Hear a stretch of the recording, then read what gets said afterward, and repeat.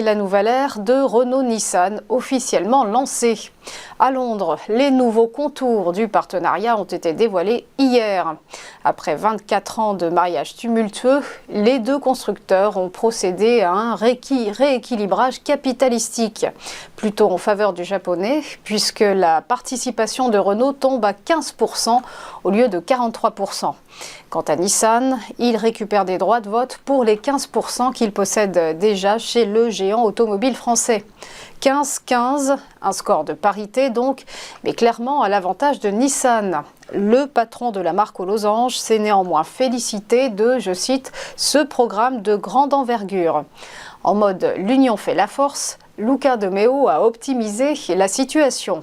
Ensemble, nous avons 10% du marché mondial, il nous reste les 90% à conquérir et nous sommes mieux armés à deux pour le faire. Fin de citation. Beaucoup moins d'optimisme en revanche du côté de Dell. Encore un vaste plan de licenciement dans la tech. Selon l'agence Bloomberg, le fabricant informatique a programmé la suppression de 650 emplois, soit 5% de son effectif global. Raison de ce dégraissage, un net ralentissement de la demande, mais aussi la poussée inflationniste et les taux d'intérêt au plus haut.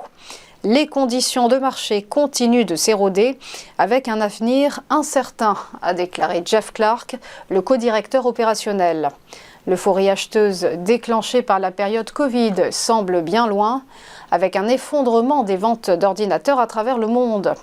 Dell, tirant 55% de ses revenus des ventes de PC, avait déjà réduit ses coûts et gelé les embauches. À l'issue de cette vague de licenciements, l'entreprise américaine comptera 126 300 employés, soit le plus faible niveau depuis 2017. Enfin, Rothschild & Co va peut-être bientôt clore un chapitre de 185 ans d'histoire boursière. L'offre publique d'achat simplifiée que s'apprête à déposer la holding familiale Concordia va en effet entraîner un retrait de cotation de la célèbre banque d'affaires. La famille Rothschild possède déjà près de 40% du capital de Rothschild & Co et prévoit d'offrir 48 € par action aux actionnaires minoritaires, soit une prime de 19% par rapport au cours de clôture de vendredi dernier. L'OPAS pourrait être déposé à la fin du premier semestre 2023 par Concordia auprès de l'autorité des marchés financiers. On en vient au point bourse et le rappel de la clôture des marchés hier. Des places européennes dans le rouge, un rouge assez soutenu avec un CAC 40 qui a reflué de moins 1,34% et pointe désormais à 7137 points. À Francfort, le DAX a chuté de moins 0,84%, s'établissant à 15 345 points. Du côté de Bruxelles et du Bel 20, on affichait un repli de moins 0,48%, tandis que l'IBEX 35 de Madrid reculait de moins 0,72%, et alors que le FTSE londonien cédait moins 0,82% à 7836 points. Outre-Atlantique, pas une once de vert non plus. Le Dow Jones s'est effrité de moins 0,11%.